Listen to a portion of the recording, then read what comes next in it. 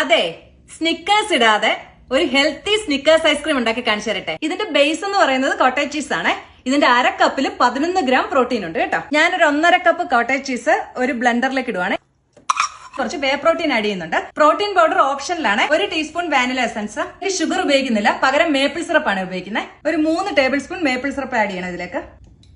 ഏതെങ്കിലും ഒരു പാല് 1/4 കപ്പ് നമുക്ക് ഇതിലേക്ക് വേണം. 1/4 കപ്പ് അൺസ്വീറ്റൻഡ് പീനട്ട് ബട്ടർ എടുത്തിട്ടുണ്ട്. 3 ടേബിൾ സ്പൂൺ മേപ്പിൾ സിറപ്പ് ഒഴിച്ചു കൊടുക്കണം. ഇളക്കി മിക്സ് ചെയ്യണേ. ഇങ്ങനെ സ്ട്രൈപ്സ് പോലെ നമുക്ക് ഇതിലേക്ക് ഒഴിച്ചു കൊടുക്കണം. ഇനി ഞാനൊരു 3 ടേബിൾ സ്പൂൺ ചോക്ലേറ്റ് ചിപ്സ് എടുത്തിട്ടുണ്ട്. ഇതിലേക്ക് 1 ടീസ്പൂൺ വെളിച്ചെണ്ണ ചേർത്ത് 30 സെക്കൻഡ്സ് നമുക്കൊന്ന് മൈക്രോവേവ് ചെയ്ത് ഇതിനെ സ്മൂത്തനാക്കാം. നമുക്ക് സ്ട്രൈപ്സ് പോലെ നമ്മുടെ കോട്ടേജ് ചീസിന്റെ മുകളിലേക്ക് ഒഴിച്ചു കൊടുക്കാവേ. റോസ്റ്റഡ് പീനട്ട് ഇട്ട് കൊടുക്കാവേ. ചോക്ലേറ്റ് സിറപ്പ് ഒഴിച്ചു കൊടുക്കാം. നമുക്ക് ഈ സ്പാറ്റില കൊണ്ട് ഇതൊന്ന് സ്വേൾ ചെയ്ത് എല്ലാം കൂടെ ഒന്ന് മിക്സ് ചെയ്ത് കൊടുക്കാം. ഇതേ നോക്കിക്കേ, കുറച്ച് റോസ്റ്റഡ് പീനട്ടും കൂടെ നമുക്ക് ഇട്ട് കൊടുക്കാം. 2 മുതൽ 4 മണിക്കൂർ നമുക്ക് ഫ്രീസറിൽ വെച്ച് കഴിഞ്ഞാൽ ഇത് കഴിക്കാൻ റെഡിയാവും കേട്ടോ. ഞാൻ 2 മണിക്കൂറായപ്പോ എടുത്തു കേട്ടോ. ഇതൊന്ന് സ്കൂപ്പ് ചെയ്തെടുക്കാം. നല്ല ടേസ്റ്റാ കേട്ടോ.